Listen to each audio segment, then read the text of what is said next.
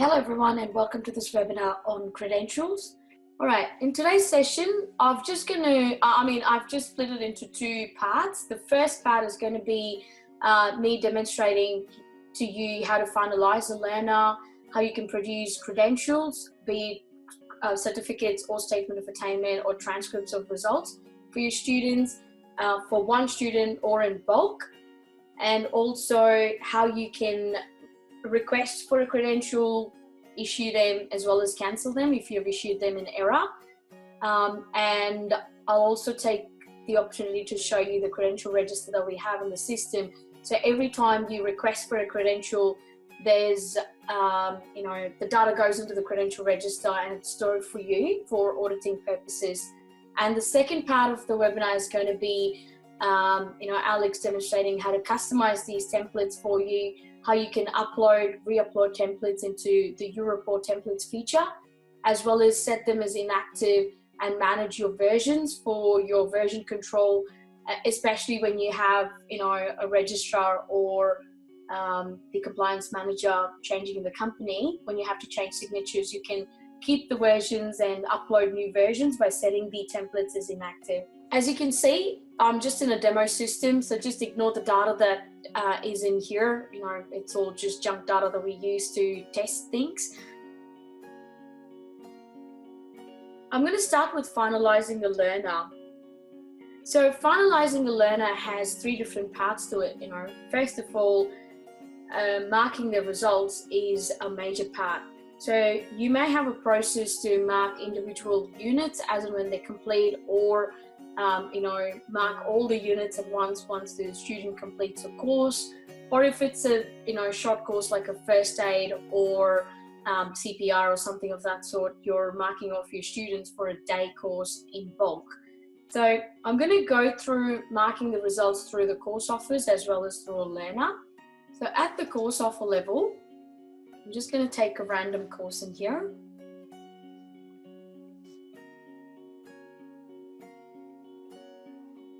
So we'll choose the current students or the students appropriately for whomever you have the results in hand. Then you go action at the very bottom and you can bulk update unit enrollments. So you will be using this especially when it's updating of a single unit of competency, or you exactly know, all right, all these students have been deemed competent in all units. But this may not work if the students have completed the unit on different dates, because the end dates obviously will differ, so you can't do things in bulk. This is only when it's the same end date and the same outcome. You can choose the unit that you want to update, scroll down, tick the end date. You can either put in a custom date or choose from one of these options, and the outcome. So if you're a WA client who's being funded by the WA government, you'll have to choose your outcomes appropriately. Otherwise, the rest of the states use the national outcome. I'm going to go with a 20, which is pass, confident, and go all the way down and apply changes. So these are the two main fields you require to update when the student completes a unit of competency. If all the students have different end dates and you need to mark them individually, then the best thing to do is go into unit offers, pick up that unit, and then view enrollments. So instead of me going to course offers and enrollments, I'm going to go into unit offers and then enrollments against that particular unit offer. You can choose the student again. In the action, you go gradebook unit update. So the difference between the bulk update and the gradebook unit update is it gives you a gradebook page where you can choose different end dates and outcomes for each student.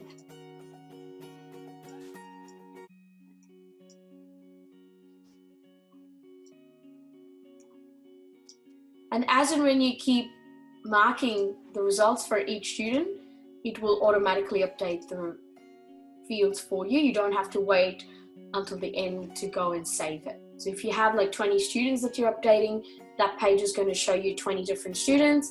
and then you can mark the results accordingly. Now, if you're doing the same in, from the Learners tab individually, usually when you have traineeship or apprenticeship students, they're going to complete the units at their own pace, especially with online enrollment, e-learning, then you're going to be marking the results one by one. So you would be going through the Learners tab. So look for the student, go to the action, view unit enrollments. You can choose the units that you want to update. Again, if it's the same end date for both the units and same outcome, you can choose to bulk update. Otherwise, click on update. Update always allows you to put in individual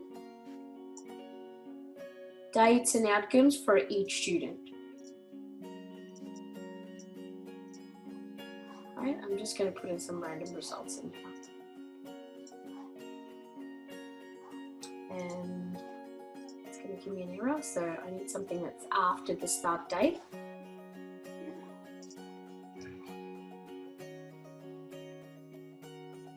So that's how it will look like.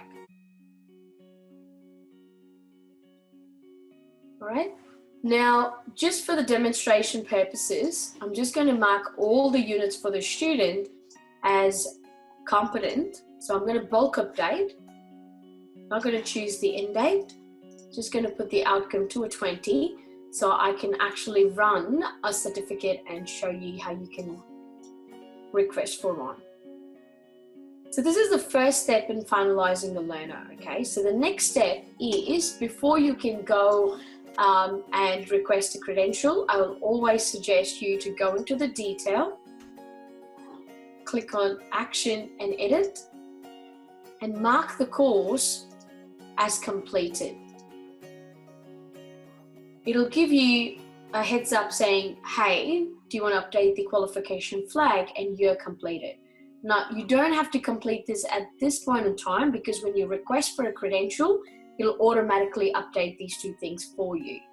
All right, so we'll just put it to a completed and go all the way down and save. Then, if you're requesting the credential for just that one learner, then go into the credentials for that student, go action, add new, and choose the credentials appropriately. Now, as you can see, all we have is the generic credentials in here. And the second part of this webinar, Alex will show you how you can customize this and create your own. By default, I'm just going to choose one of these in here. Now, there are a couple different options in there. So you can either just have the certificate as one document, then the transcript, then if at all the student hasn't completed, you can have a safe with attainment. Or you can run one template that has both the certificate as well as the transcript of results. Choose the end date that you require. The issuing officer can be set at the staff level, so go and nominate who's the issuing officer. And then when you're ready to issue the credential, save and go to the credential register.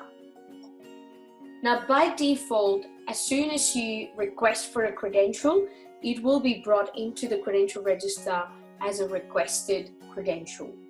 It will stay in here until you issue the credential, all right? Any issued credential cannot be deleted. So we always recommend for you to preview the credential before you can issue it, to check if there are any typos, like for first name, last name, if you have forgotten to mark the units. So it'll give you a blank certificate, if you've not deemed the student competent and things like that. So it's always good to preview before you can issue it, all right? And some of our clients do forget to issue the credentials. Again, that's not a good idea. So as soon as you request them, when you're ready to issue it, please do issue the credentials. So we go preview in here. So this should automatically generate a PDF for us to just check if all the information is in there.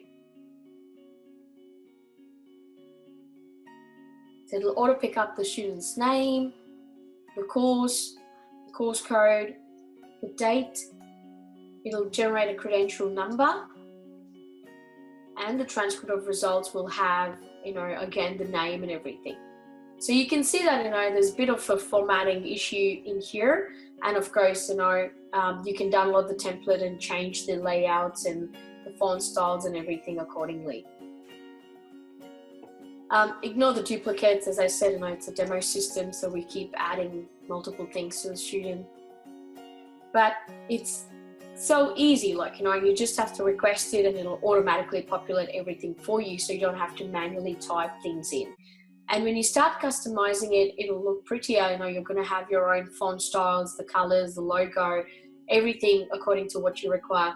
And if you have pre-printed paper, we even cater to that. You could just play around with the layout accordingly, so it can print, in the exact spaces that you have on a pre-printed paper. All right, now if you're happy with the credential and the way it looks, then you can just go ahead and issue the selected credentials. If not, you just have to go back, change things, and then come back and preview again. All right, don't issue it till the time you've got it perfect. All right, now when you click on issue selected credentials here, it'll automatically, as I said, set the credential status to be issued. And it'll update, of course, the end date and stuff if it's a qualification. So if it's a statement of attainment, remember not to put the final qualification to yes. Leave it as a no. But if it is a full qualification that you're giving the student, then go yes. This will automatically put the qual issued flag to yes against the course enrollment. We'll put in the parchment number as well as the date issued, which is equal to the credential date that you see on the transcript itself. And you go issue, and that particular certificate will be issued.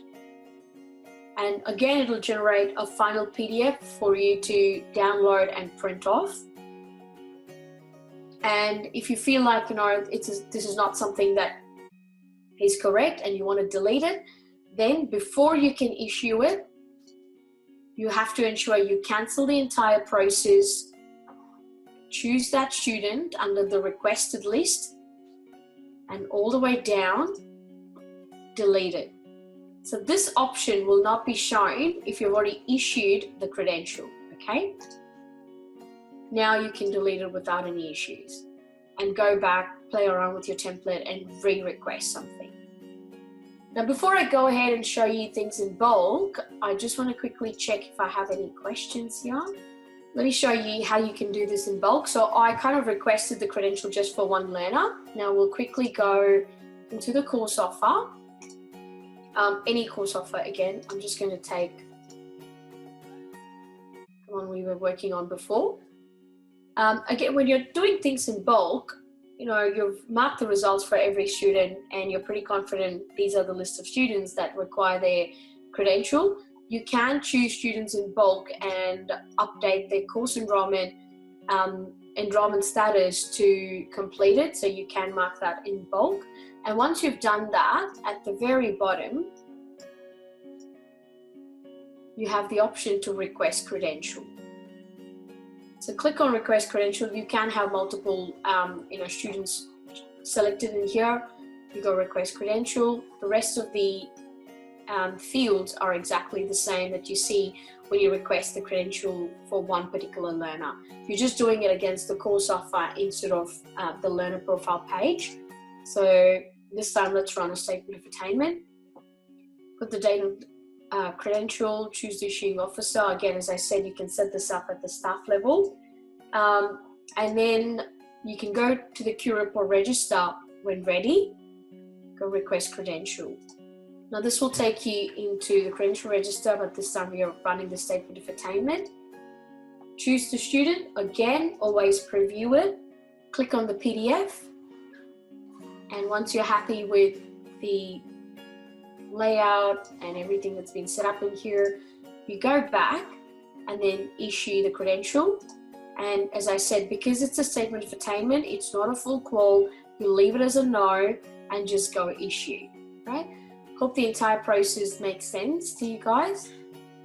Now, let's say at some point in time you've forgotten to click on that the checkbox to say go to QRIP or register when ready. Then all you have to do is come into reports at the very top, click on credential register on the left, and you will find your list. So as soon as you click on the credential register, the first thing that you see is the requested list. Only then you can go to the issued and the cancelled. All right. So if you do skip that step, always remember you can go back to it from reports and credential register. All right. This is mainly what I wanted to show you today from my part. Before I hand it over to Alex for customizing the template, do you have any questions at all? All right. I have a quick question in here from Sandeep. I can see Alex has already answered the question, but I'll prefer to show that to you. So I'm just going to issue the statement of attainment just to show you what happens. So Sandeep here has asked a question if we can cancel an issued credential. You can, certainly. So now this is sitting under issued. It's already been issued successfully, okay? So let's go to the learner's profile. So if you go to the learner's profile of the credentials, that's the way it's going to look like.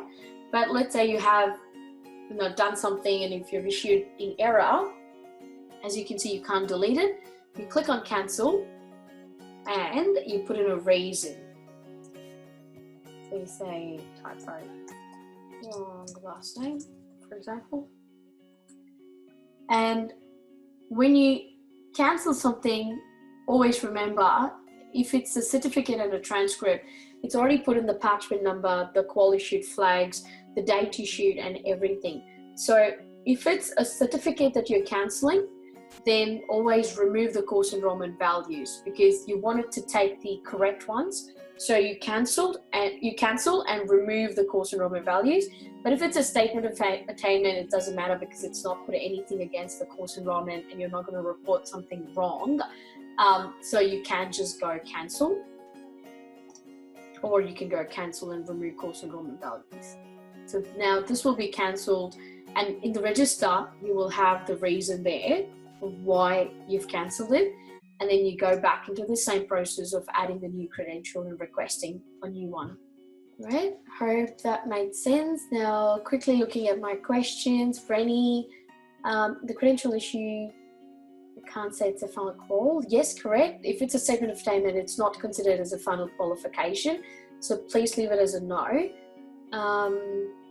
And then you've asked me if the student finished or completed the course with failed units and required to document the statement of attainment, can we put this in? No. So if the student has failed units and the student's getting a statement of attainment, it's still not considered a final qual. The final certificate or a qual is only given when the student has successfully completed all unit of competencies within a qual.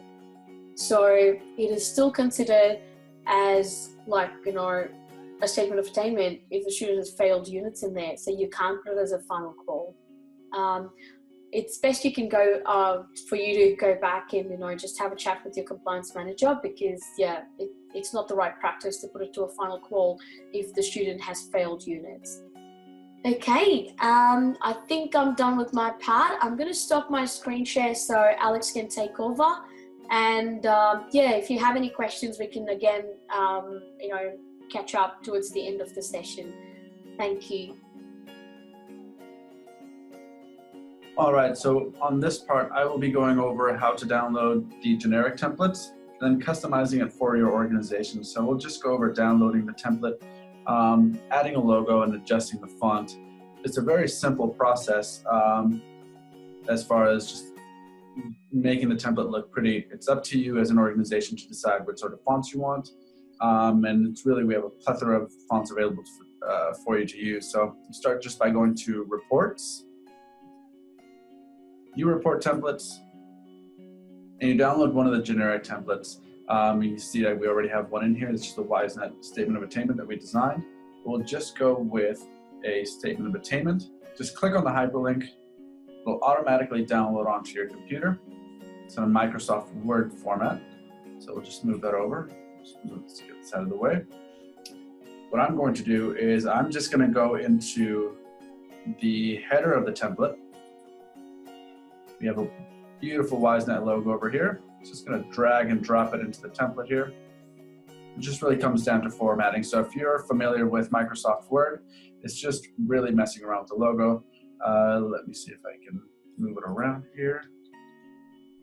So just want to place it.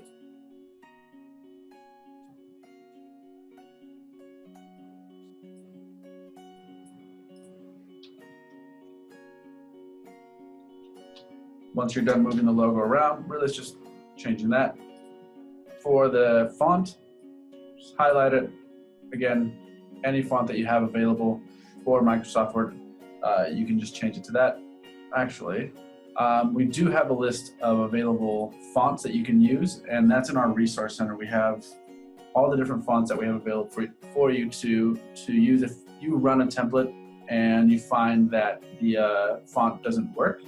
It's more than likely because it's not on our list. Just submit a ticket, let us know, and we'll look at using that font so that it's available for you to use next time you run your template.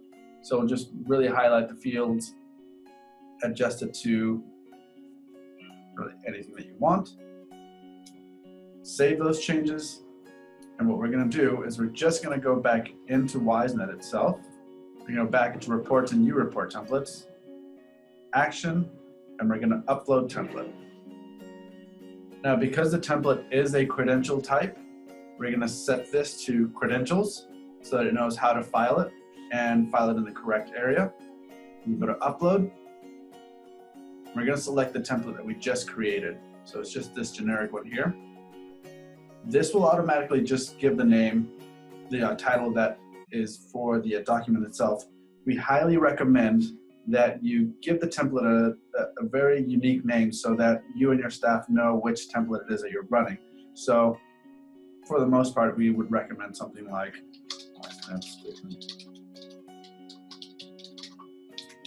it can be a month, it can be a year, just something that you're able to identify what it is that you're running when you're issuing the credentials as showed you before. Once you're done giving it a unique name, you'll click on Upload as Template. I'm just going to cancel this now only because there's a template already in there. So once you actually click that upload button, it will appear in the list for you to use. Now that it's ready, you can go back into the learner profile. So we're just going to do for the one that Ash just showed you. Go back into the course enrollment, down to credentials, action, add new. So because we're issuing a credential, you can just select them from the list here, and you'll see that the template actually appears. So we have the WiseNet Statement of Attainment, the one that we uploaded. Select that. You enter all the details as Ash showed you before, and I'm just going to save that one, although it's different from the other one. I'm just going to go save and go to Credential Register.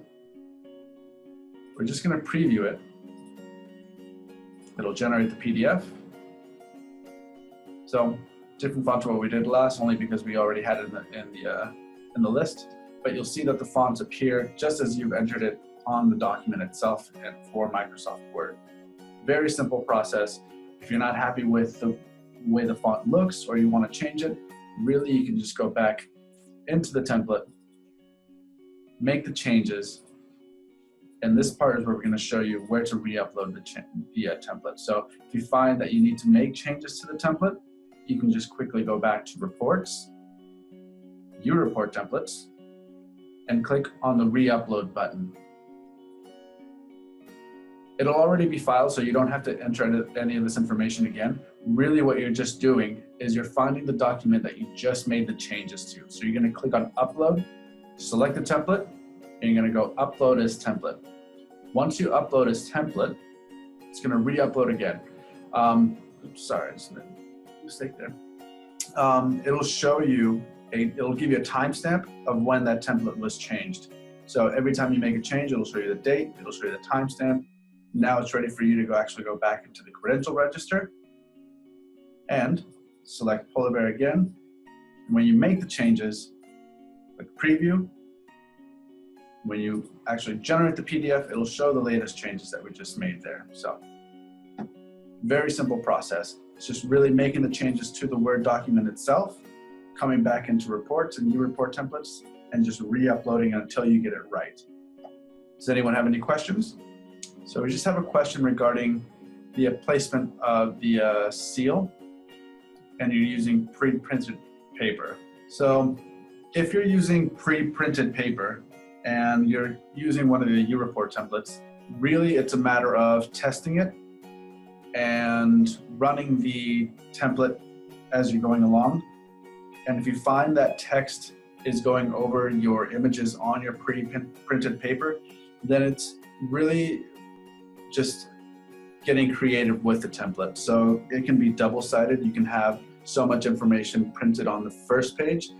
So let's say for the statement of attainment, there are far too many units that appear on the list, and that goes over your logos. What we would recommend is that you have the statement of attainment information on the front, so just saying that it's a statement of attainment, the learner's name, the course that they underwent training for, and then place the logos on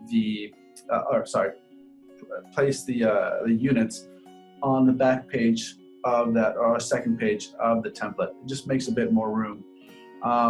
Another thing that we recommend is that if you do find that it's an issue, we would recommend that you provide us with the logos, and then we could look at, not send us the logos. We can look at just placing the logos in the actual layout, or if you're able to have your designer provide you with those logos, then really just putting it into the document, seeing as you're able to just open up the template and place those logos in there. It makes it much easier. You can set parameters as to where the text will stop running, so you don't have to worry about any text going over it. Much easier process really to have those logos available. But if you have pre-printed paper, really it's almost a trial and error, or getting creative with the template. If you remove, the question was asked, if you remove old templates, will it affect the previously issued credentials? The answer to that is no. The old templates, when you re-upload a template, it obviously updates it with the new one, but anything that's issued as far as the PDF will stay stored against the learner's profile. So whatever you issued against the learner will stay as a PDF. Whenever you make changes to the U-Report template, those new changes will appear only for those that you issue a credential. And also, if you find that you actually want to keep a copy of your credential, you just want to put up a new one, you don't really want to lose that information in there, what you can do is go to Reports, go back into U-Report, and really you can just set the template to inactive so it doesn't appear, and you can go through the process of uploading a brand new template. Just makes it easier for you to store those documents, never lose them. If it's on the computer and you have something goes wrong with your computer, we always have a copy of it in your WiseNet. I'm just going to quickly jump in for Saga's question here about completion letters. So with the completion letter, Saga, you can either, because it's not a credential, it's just a letter. So it's best to kind of create it as a U-Report template under a general document, but you can certainly run it from within the system. If you find it easier to have the completion letter as part of your credential template itself, as Alex was demonstrating, you can just add it into the same template. Then you just have to issue it once, Otherwise, if you want it as a separate document, I would probably recommend you to have it as a general document and not a credential, because it's not a credential. We have another question asking if any of the templates that we have the nationally recognized training symbol or the AQF symbol. The answer to that is no, and the reason is that our templates are there only as a generic template for you to build on top of. All of our clients' compliance standards are different. Our compliance rules are different. So we want to give you the base that you need to create these templates, and in regards to your compliance, you can add on top of that, add any logos that make them compliant, add any text that make them compliant for your organization. And just to go over quickly what Ash answered just a minute ago regarding the letters. I did show you how to upload a credential template. We do have general templates that you can use. So like, let's say a welcome letter. I'll just download it real quick. It's just a very generic template. It has the main regions in here. You'll notice the table start AU general main and the end general main. So that's just saying this is a general template. You can add text on top of this. So depending on how it is you want to, what you want to put on that template, if you want to make this a warning letter, so say you are, I can't spell. You can save that document, go back into UReport templates, action, and we're going to upload a general template. Select the template from where it is that you download it and give it a unique name. It won't be issued the same way as a credential. There's a different method to that, but I believe that's for a different time. And we do have the resources available for you on how to upload that template, but you just give it a name and you'd upload that as a template, which now makes it available for you to run and send to students. If you are about the fonts that we do have available, you can go to our resource center, so learn.wisnet.co. Just type in UReport font, and here are the list of available fonts that we have for you to use. It's just a long list there. Again, if you find that one of them isn't working for you, or it's just not appearing in the way that you want it to, log a support ticket, give us the font that you're trying to use. We can look at making that available. We'll just have to see how we can get that font available for you. If you do run into any issues after you've designed your credentials, if it's failing to run, if something isn't formatting correctly, log it as a support ticket, provide us with the template that you created and the name of the learner for whom you ran it, and we can have a look as to what the issue might be. We can guide you along the way. So if you don't find anything in the Resource Center, we're here to help you out as well. Well, it looks like there's no other questions, so thank you for attending. Thank you very much.